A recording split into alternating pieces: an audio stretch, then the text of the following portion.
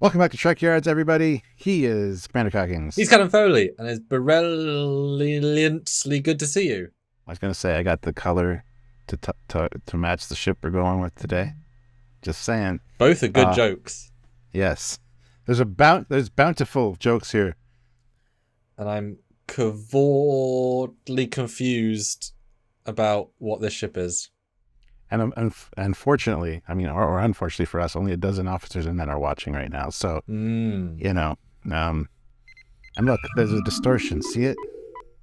But luckily, our Class D12 YouTube channel has a faulty power conduit, and so you can all watch us if you just shoot us with a photon torpedo. We're talking about Bird of Prey, obviously, today. Well, yeah. One specific one, the HMS Bounty. From Star Trek 4 and now Picard Season 3, Episode 6, The Bounty. Yeah, you could have guessed. I think lots of us guessed. So, of course, yes, we saw the museum. It's the Fleet Museum with a plethora of famous ships. Today we're going to look directly at the CG model of this Bird of Prey. It is a very famous ship. There is a lot of amazing reference, a lot of great fan rolls. We're going to be comparing it with the screen caps from the movie, as well as the official canon CGI model made for Deep Space Nine and used in any battle sequence that's in beyond the simple. So there's a canon, except now, of course, it's a 90s model, but obviously they were given reference to the original, so etc. So here's the model and the shot, Stuart, the Bird of Prey. We've got a nice lingering shot because it's, of course, a story point. What do you think when you saw it, and what do you think now? Yeah, I loved seeing it, and I love seeing it now. I just wish that they would have had a zoom in or be able to see HMS Bounty spray painted on the side. I've got the Diamond Select one out there, and it is it's on the lower side. It's very small, but you can still see the red. It would have been cool to see that. Other than that, I think it's great. Yeah, because we've looked at most of these ships now, and they all vary in quality, as of course they're different modelers, different amount of time. I think this feels the most faithful of the ones we've seen, except the refit, but that was darkly lit. Of the random ships, I think this feels the most faithful of the ones we looked at so far. What do you think? I don't know. I mean, the thing about it for me was those lights flashing on and off, which I don't think are running lights and shouldn't be flashing on and off. I think they are flashlights, distinct, yes. To get through fog, etc. We do see them used that way. But yes. Blinking, yes, I don't think that's normal. Yeah, I think it's for the planetary landing and stuff. Just like the Millennium Falcon has them at the front. But yeah, that was the only thing that threw me off. Other than that, it looks glorious. I just wish we got other shots of it. We really didn't see. I would like a close up of the top and a pan around or something. But that would need a more detailed model, though. Oh, this isn't detailed? Well, see, why I think I like it, and again we'll compare in a minute, is that the colors are really, really good and really close. Yeah. They feel nice, and the texturing is a nice balance. But then as soon as you zoom in and you look at those those blinkies, those little lights, you can tell they are flat on a flat rectangle. You can literally, you can see the hard edges versus there should be this more curved surface. There should be these light images that are sticking out. There's a whole detail there. They're just four lights. And I don't think you can say they refitted the stolen Bird of Prey to remove light sources to make them they just didn't have time to build a detailed model. We shouldn't overthink it. We're here just to compare the differences, etc. So that stuff like that, I see as they skipped. I mean, there's the wings just feel very bulky, very hard edged. There's a lack of the high res subtlety, which comes from polygons, from more time and detail. Mm-hmm. That's my impression, anyway. Well, I didn't go that deep into it, but gotta remember this was at the bottom of the San Francisco Bay for a while, so the lights fell off. Maybe being there, it smoothed out the light. There's just lots of things, explanations. Just kidding. But like I say, the things you look in detail, we at Trekyards do that in a specific way. But I think vibe-wise, this is very close. Make you wonder it might appear again because you would put more effort into the ones that are going to be used more. Mm-hmm. And of course, a Bird of Prey could be quite useful, etc. But yeah, there was the close-up. But here's the next shot. I couldn't find direct parallel with the movie, but this is a close enough. At least style vibe. Now, of course, as I said, the way it appeared in Star Trek 3 is a more solid green in general. It then gets changed, tweaked over the years to be the DS9 CG model. But this is how it first appeared. Here you go, Stuart, with the the official miniature, the really glorious one made by ILM. What do you think? Yeah, it looks very close. I mean, even those 3 dots on the lower engineering hull, which I'd never really noticed before, they're there. The color seems a bit off, but it's just different lighting. We're around a planet in the museum, so it's fine. Actually, should have got comparison shots from Genesis Planet, because that would be the same model, I would assume. What's interesting, though, is that, and again, it varied slightly, is that you sort of forget how green the original model was. Because look, its shoulder blades are green, and its wings are green. But I remember them being black. The whole thing's green here. There's no subtlety in colour. But you think there is. There's a very slight shade of darker green, but I remember them being black. So I'm confused by this in a fun way. You know what I mean? Yeah, I'm right there with you. Because they clearly haven't matched it. Because look, the colours are all right, like from those levels. But that's not how I remember it looking. Confusion. Yeah. So, Stuart, the next shot is, of course, comparing CG to CG. This was the canon model used in Deep Space Nine, matched to about the same render.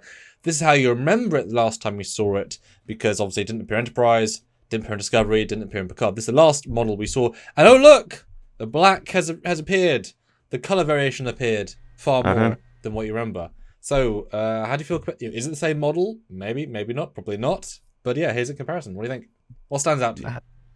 Well, those lights that were blinking, the floodlights are different or completely gone off this one. I mean, they're there, but they look like a different detail altogether.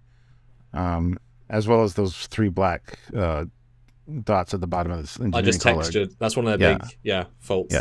Yeah. And a lot more red on the wings. Not just the feathers, it's like the whole surface, which is weird. And not just that, but really textured nuance red versus just sort of orangey. I mean, I like both, so this is pure preference. I think both have a nice thing. You really do notice, though, the lack of detail on the bottom of those wings where they connect to the hull. There's clearly a lot going on in the proper one, and they've ignored all of it because it's shadowed, right? Yeah. So it's interesting what they've just not included. And people tend to forget their little pipes between the guns and the wings, and again, they've entirely missed that stuff. Which shows it's not the original model, which they, in theory, had access to, which, retexture it, and a few polygons and a few details could look rather nice. But it is quite close. Obviously, they both replicate the same thing, so it would be shocking if they didn't look close. Although the way the gun turret, the torpedo launch is radically different, which I just realised. Yeah, totally different. Oh, yeah. There's quite a bit of difference here. Even the positions of the wings. This one seems more like closer to flight configuration, where they're straight out almost. Yeah, which I prefer than the way down attack.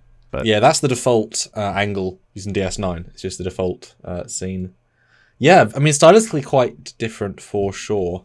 One thing that I'd certainly notice is that, and I've always been confused by this, is that at the front of those black wing shoulder pads, the ones on the actual wings themselves, because there's part of the wing, part of the shoulders. There's 2 parts.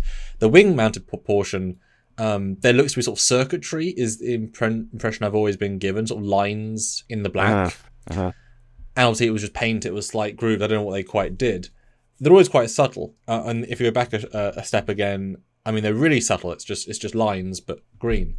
In this version of the model, they've actually made them red and black plates, which is entirely different. Which makes them feel more like circuit boards, like you said. Oh, why? Well, no, I see them more as just plating versus circuitry, because they're giant now. Oh, I know, but it does look like a circuit board. I never thought ever that it was. It just the appearance it gives when you zoom in and you kind of have that color added to it. Yeah.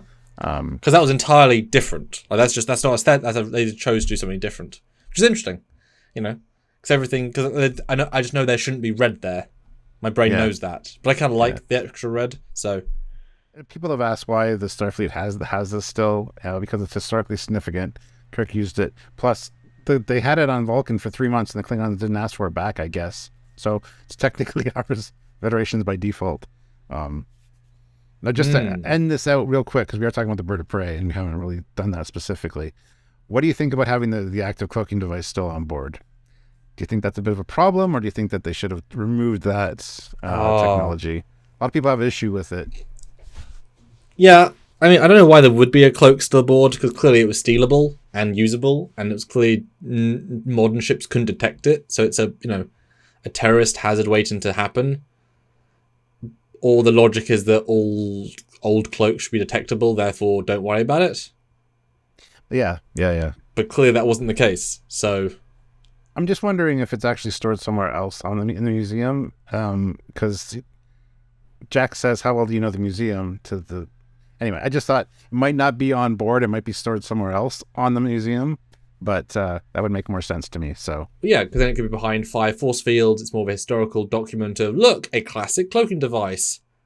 Versus, let's keep that installed on our ship, just in case you want to take it and leave. Unless Geordie likes to go on cloaked romps around the galaxy. But, it's a Burrell. It's not that fast. It's an old Burrell. Yeah, weird. It would have been nice to have someone say, wait, you still got that? Oh, yeah, it's part of the exhibit. Or I think I joked in another video, you can kind of imagine it being the, experience a cloaking device, kids. Like, what does it feel like to be cloaked? See, there's something a ride, in essence. It's a ride. And the technicality of, well, we're not technically using a cloak for anything except tourism, so we're allowed to keep a cloak, right? Well, the Confederation can use cloaks for various things, just not for That's what I mean. Our starships, yeah. Trying to even double technicality. Yeah. Mike, what do you think? Anyway, how do you feel on that then? What's your perspective? I really don't care. I think it's fine to leave it on the ship. Yes, it is stealable, and so is this, but then there's also a Romulan bird of prey there. There's Kronos 1 or the Katinga there that's also probably cloaking devices, should they be intact. So I don't really see much of an issue with it. But I personally would like to think that it was removed from the bird of prey and is in like a more secure area on the museum. Well, that's why Jack asked Geordie's daughter, like, how well do you know the museum? I want to get that thing. It's not just a matter of beaming over to that ship. So anyway.